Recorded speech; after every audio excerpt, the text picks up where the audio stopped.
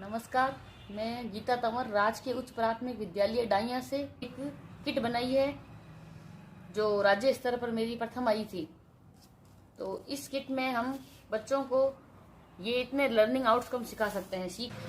तो इसमें सबसे पहले हम संख्या पहचान के लिए ये जो मैंने कार्ड्स बनाए हैं, इन कार्ड्स के जो ब्लॉक्स कटे थे, जो टुकड़े कटे थे, उसमें संख्याएं लिख के, गणित में संख्याएं लिख के, जैसे इस पे मैंने संख्या लिखी है 38, तो बच्चे इसको 38 पे रखेंगे और संख्याओं की पहचान कर सकेंगे। ये 6 है तो 6 को 6 पे रख के, 59 है तो 59 को 59 पे रख के, इस तरह से संख्याओं का मैच करके गणित की संख्याओं की पहचान कर सकेंगे। इसके पश्चात इन्हीं ब्लॉक्स में मैंने कुछ संख्याएं हिंदी में लिखी है, तो हिंदी वाली संख्याओं को हिंदी में रख के, और भारतीय संख्याएं भी लिखी है और रोमन संख्याएं, ये प्राकृत संख्याएं जो बच्चों को पता है कि 1 से शुरू होकर अनंत तक जाती है, लेकिन यहाँ छोटे रूप में हम 1 से शुरू करके 100 तक की संख्याओं को चार्ट के माध्यम से दिखा सकते हैं कि जो जीरो, इसमें जीरो ऐड करके प्राकृत संख्याओं में जीरो ऐड करेंगे तो जो 100 हो रही है वो सारी होगी पूर्ण संख्याएं जो 0 से शुरू होकर अनंत तक जाती है। इस चार्ट को अपन रखेंगे तो इस चार्ट में जो संख्याएं 100 हो रही है वो सारी है सम संख्याएं।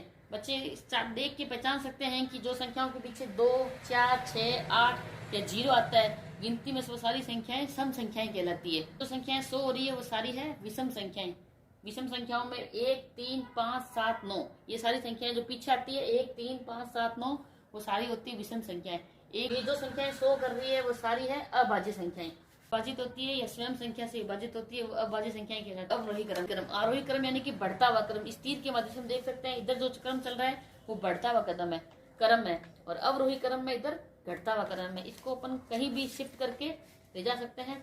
इधर जो संख्या दिख रही है वो आरोही क्रम में और जो नीचे उतरते हुए दिख रही है वो अवरोही क्रम में। ये संख्याएं वर्ग संख्याओं में ये 1 का वर्ग, 2 का वर्ग, 3 का, 4 का, 5 का, 6 का। इसमें बच्चे क्या वर्ग संख्याओं को देख के उनको पहचान कर सकते हैं। 2 का वर्ग कितना होगा तो 4, 5 का वर्ग कितना होगा 25, 8 का वर्ग कितना होगा 7 का 14। ये पूर्ववर्ती और परवर्ती के लिए बनाया गया है। छोटी क्लासों में अपन कहते हैं ठीक पहले और ठीक बाद की संख्याएं। जैसे ये संख्या है 47, तो 47 से ठीक पहले क्या आता है 46 और ठीक बाद में क्या आता है 48। इसको कहीं भी शिफ्ट कर सकते हैं। 15 है, 15 से ठीक पहले 14, उसके बाद में 16, कहीं पे भी शिफ्ट करके। बड़ी क्लासों में कहते हैं पूर्ववर्ती और परवर्ती, यानी कि पहले वाली संख्या होगी वो पूर्ववर्ती और बाद वाली संख्या परवर्ती। बच्चे अपने और गणज के लिए चार्ट है पहला। ये सारे जो 100 हो रहे हैं वो है 2 के गुणज। ये जो सारी संख्याएं दिख रही है वो सारी 3 के गुणज है। इसमें सिर्फ 4 के गुणज 4 का पहाड़े तक ही नहीं होते, बल्कि इसके आगे भी 4 के गुणज होते हैं। जो 56 है वो भी 4 का गुणज है, 68 है वो भी 4 का गुणज है, 80 है वो भी 4 का गुणज। ये 5 के गुणज, 5 के। इसमें जो 100 संख्याएं हो रही है वो सारी 6 के गुणज है। 6 के पहाड़े में तो 30 तक ही आता है, लेकिन इसके बाद भी 36, 54, 66, 78 ये सारे 6 के गुणज है। 7 के गुणज, इसमें जो संख्याएं 100 हो रही है वो सारी 7 के गुणज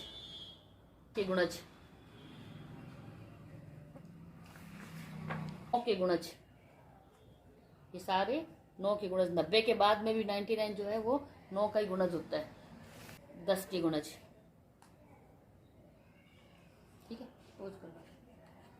अब इसमें हम एलसीएम को सीखेंगे। एलसीएम के लिए हम 2, 5, 8 का एलसीएम निकालेंगे। 2, 5, 8 के एलसीएम के लिए पहले हम 2 की सीट रखेंगे। ये है 2 के गुणज, 5 के गुणज के बाद में ये है 8 के गुणज। 2, 5, 8 में कॉमन फैक्टर कौन से हैं 40 और 80। एलसीएम का मतलब होता है लिस्ट कॉमन फैक्टर, यानी कि सबसे छोटा कॉमन फैक्टर। तो 40 और 80 में छोटा कौन सा है 40, तो 2, 5, 8 का एलसीएम आएगा 40। 3 का, 7 का और 9 का, इनका एलसीएम निकाल लेंगे। 3 का रखेंगे तो ये 3 के, तो ये हो गए 7, 9 के गुणज। 7 और 9 में कॉमन फैक्टर क्या है एलसीएम बराबर आएगा 63। एचसीएफ के लिए हम कोई भी 2 संख्या लेंगे, जैसे 12 और 15। 12 और 15 का एचसीएफ निकालने के लिए इनके गुणनखंड लिखेंगे। 12 के गुणनखंड होते हैं 1, 2, 3, 4, 6 और 12, और 15 के गुणनखंड होते हैं 1, 3, 5 और 15 पर 12 का गुणनखंड है 1, 2, 3, 4, 6 और 12। दूसरे पेन से हम 15 के गुणनखंड है उन पर सर्कल करेंगे तो आएगा 1, 3, 5 और 15। हाईएस्ट कॉमन फैक्टर, तो इनमें कॉमन कौन कौन से हैं? तो इसमें 1 और 3 ये दो कॉमन है। इन दोनों में हाईएस्ट कौन सा है? 3। तो 12 और 15 का HCF कितना हो जाएगा? बराबर 3। लास्ट विकर्णों का योग। अब इस चार्ट के माध्यम से हम विकर्णों का योग भी कर सकते हैं। जैसे सबसे छोटा लिया है हमने 2/2 का, इसको अपन कहीं पे भी स्लाइड करके देख सकते हैं कि विकर्णों का योग हमेशा बराबर आता है। जैसे मैंने ये रखा है यहाँ पे 23 और 34, 23 और 34 और 33 और 24, तो कितने हो गए? 7 और यहाँ 5, यहाँ भी 7 और 5। तो अपन देखते हैं कि विकर्णों का योग जो होता है हमेशा बराबर रहता है। तो में देखेंगे 14, 25 और 36, 14, 25 और 36 इधर वाले और इधर वाले हैं 34, 25 और 16। अब इनको प्लस करेंगे तो देखेंगे कि इधर का जोड़ आएगा 75 और इधर भी आ रहा है 75, यानी कि विकर्णों का योग जो होता है हमेशा बराबर रहता है। इसी प्रकार 3 के बाद ये 4 को भी कहीं पे भी रखेंगे और बच्चे इन सबको प्लस करेंगे, इन सबको प्लस करेंगे कि देखेंगे कि दोनों का योग विकर्णों का हमेशा बराबर रहता है।